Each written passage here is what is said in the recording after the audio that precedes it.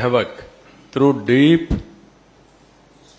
scoring, length about 150 meters, level about minus 22 meters at 3 locations near to the ECRF dam, that is Coffer Dam Gap 1 and Gap 2.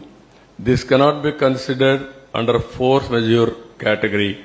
The reasons for this distinction can be attributed to inefficient planning due to untimely closure of gaps in the Coffer Dam.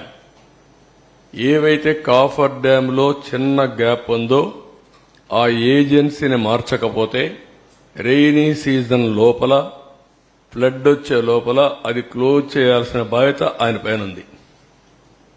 ఆ సమయంలో మార్చేశారు. ఆ సమయంలో మార్చి మళ్ళా department letters రాశారు. ఈ టైంలో close చేయకపోతే ప్రమాదం వస్తుంది అని చెప్పారు. అయినా పట్టించుకోలేదు, ఎవ్వడూ పట్టించుకోలేదు. దాని పర్యవసానం మీరు చూస్తే చాలా ఇంకా నెక్స్ట్.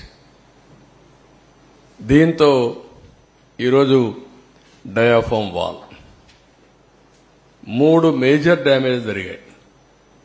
కాంక్రీట్ వర్క్లు మాత్రం స్పిల్వే మిగిలింది. డయాఫామ్ వాల్ డ్యామేజ్ అయింది. ఇంకొక పక్కన కాఫర్ డ్యాములు up stream down stream 2 damage అయినాయి. మూడోది గైడ్ బండ్ డ్యామేజ్ అయింది. గ్యాప్ 1 ఏదైతే ఉందో ఈసీఆర్ఎఫ్ డ్యామ్కి వచ్చేది అది కూడా సగం 3/4 కొట్టుకోబోయే పరిస్థితికి వచ్చింది. ఇప్పుడు ఎంత డ్యామేజ్ జరిగిందంటే డయాఫామ్ వాల్ 2018లో 436 కోట్లకు పూర్తి చేశాం. ఇప్పుడు డయాఫామ్ వాల్ రిపేర్ల కోసం